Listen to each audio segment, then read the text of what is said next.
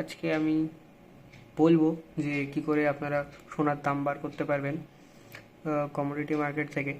তো সর্বপ্রথম আপনারা যে কোনো ব্রাউজারে যাবেন, সেখানে সার্চ করবেন ট্রেডিং ভিউ ওয়েবসাইটে যাবেন, তারপরে ট্রেডিং ভিউ ওয়েবসাইটের সার্চ বারে গিয়ে গোল্ড লিখবেন, GOLD। দেখুন আমি এই যে লিখেছি গোল্ড। এখানটাতে দেখুন অনেকগুলো অপশান আছে। আপনারা TVC এদের চার্টটা সিলেক্ট করবেন, গোল্ড মানে US ডলার আর আউন্সে যেটা আছে সেটা। তারপরে দেখবেন আপনার সামনে এরকম একটি চার্ট খুলে যাবে, আর এখানে এর চার্টটা ডেইলিতে আছে কিনা দেখে নেবেন। দেখুন এখানটাতে ডি লেখা রয়েছে। এখানটাতে যদি ইয়ে করেন অন্যান্য চার্ট মানে টাইমের চার্টগুলোও খুলে যাবে, অন্যান্য টাইম। যাই হোক, তো আমরা আজকে 2 ফেব্রুয়ারি এটা ক্যালকুলেট করে দেখাই।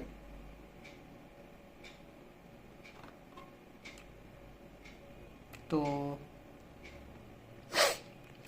এখানটায় আপনাদের একটু প্রাইস অ্যাকশন বুঝতে হবে।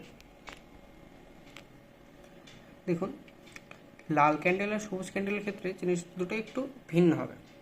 মানে লাল ক্যান্ডেল বলতে কি বোঝায়, যে লাল বলতে কি বোঝায় যে লস হয়েছে।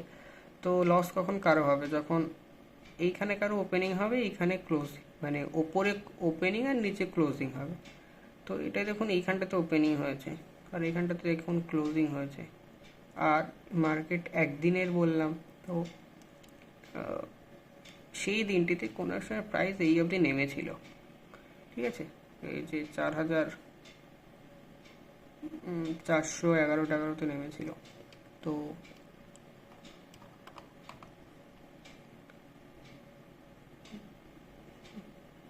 আর তারও নিচে নেমেছিল, প্রায় তিন অবধি নেমেছিল।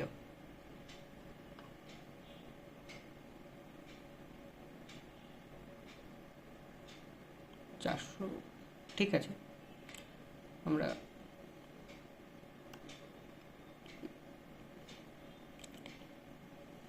আর সবুজ ক্যান্ডেলের ক্ষেত্রে কি হবে, যে এখানটা তো ওপেনিংয়ে হবে আর ওপরে ক্লোজিং হবে, তবেই তো না কারো লাভ হতে পারে, তাই তো।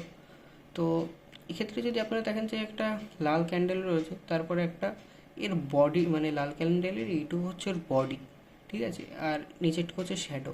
তো যদি আপনারা দেখেন যে সবুজ ক্যান্ডেলটা লাল ক্যান্ডেলটাকে পুরোটা ঢেকে দিয়েছে বডিটা, তাহলে বুঝবেন যে হ্যাঁ এটা একটা ভালো প্রাইস অ্যাকশন। কিন্তু দেখুন তারপরে কিন্তু আবার প্রাইসে উইকনেস এসছে, আবার দেখুন আবার পড়ে গেছে, আবার উঠেছে। তো আপনারা এই জায়গাটা খেয়াল করুন, ঠিক আছে। এই জায়গাটা দেখবেন ছোটো ছোটো ক্যান্ডেল, তারপর একটা বড় লাল ক্যান্ডেলে পড়ে গেছে। এটা কিন্তু রেগুলার এখানটাতে মানে লোয়ার, এখানটাতে হায়ার হাই ক্রিয়েট হচ্ছিল না, মানে অন্তত এই অবধি হয়েছে, তারপর থেকে কিন্তু আর হয়নি। আজকে যদি এটার উপরে ক্লোজিং দেয় তবে কিনা আমরা বলতে পারবো হ্যাঁ প্রাইস অ্যাকশনটা এখনও ভালো আছে। তো এখন অবধি দেখে যা মনে হচ্ছে যে দেবে না সম্ভবত, মানে এই ক্যান্ডেলটার ওপরে ক্লোজিং। আর যদি না দেয় বলতে হবে যে প্রাইস অ্যাকশন, মানে প্রাইসটা তাহলে আরও নিচে যাবে। আর এখানটা একটু ট্রেন্ড লাইন আমি একটা এঁকে দেখাই।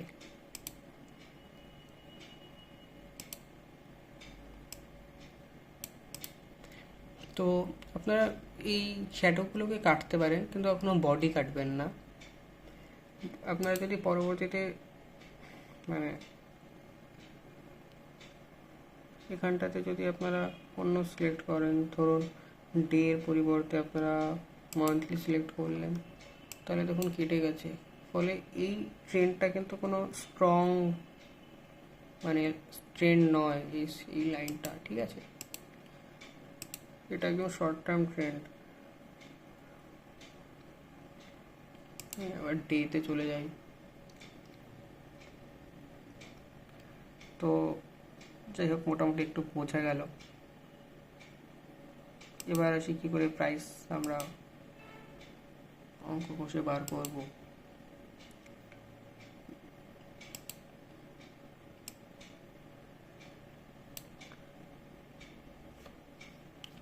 তো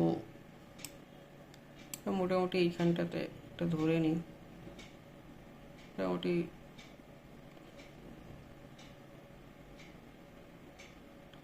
আমরা 4,410 ধরে নিই।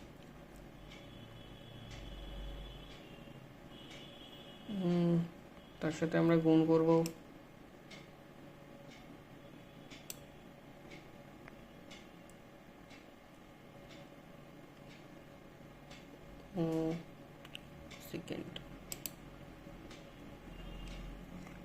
সেকেন্ড ফেব্রুয়ারি দেখছি। তো 2 ফেব্রুয়ারিতে এর দাম কত ছিল INR টু USDT, ঠিক আছে? আপনারা দেখবেন এর ঠিক ফোকাস হচ্ছে না, যাই হোক 90.25। তো এটা তো ডলারে দেখছিলাম আমরা, তাই না? তো হিসেবে গুণ করতে হবে রুপিতে কনভার্ট করার জন্য, INR এ কনভার্ট করার জন্য। তো কি দেখলাম তখন 90.25। এটা আপনারা, এটা INR এ কেবল কনভার্ট হলো, ঠিক আছে? কিন্তু এখানটা তো আমরা চার্ট যখন দেখছিলাম এটা তো আউন্সে দেখছিলাম, তাহলে ভারতে তো এখন আউন্স চলে না, সেটাকে তো আমাদের গ্রামে কনভার্ট করতে হবে। তো এটাকে আমরা গ্রামে কনভার্ট করে নেব। গ্রামে কনভার্ট করার জন্য এটাকে গুণ করবেন 0.3527। এখন এটা আমি কোথা থেকে পেলাম? এটা 10 গ্রাম হচ্ছে এত আউন্স হয়, ঠিক আছে? তো আপনার এটা গুণ করে দেবেন, গুণ করে কত আসে এটা আসলো, ঠিক আছে? এটা হচ্ছে 10 গ্রামের দাম। কিন্তু এটা হচ্ছে 24 ক্যারেটের জন্য, মানে যেটা 99% বা 100% শুদ্ধ সেটার জন্য। এখন গয়না সোনা তো হলমার্ক সোনা হয়, সেটা বেশিরভাগ সময় 22 ক্যারেটের হয়। তো আমরা এটাকে 22 ক্যারেটে পরিণত করতে হবে। তো সেটা কী করে করবো? সেটাও ঐকিক নিয়ম লাগিয়েই করতে হবে। এটার সাথে আপনারা 22 গুণ করে দেবেন, যেটা আসলো সেটাকে ভাগ করবেন 24 দিয়ে। দেখুন 1,28,000। এখন এটাই কিছু কিছু মানে এর আশেপাশেই দাম থাকবে, হয় এর 1,000 বা 400-500 এদিক ওদিক হবে, তার বেশি হবে না। এটাই হচ্ছে প্রাইস, ঠিক আছে?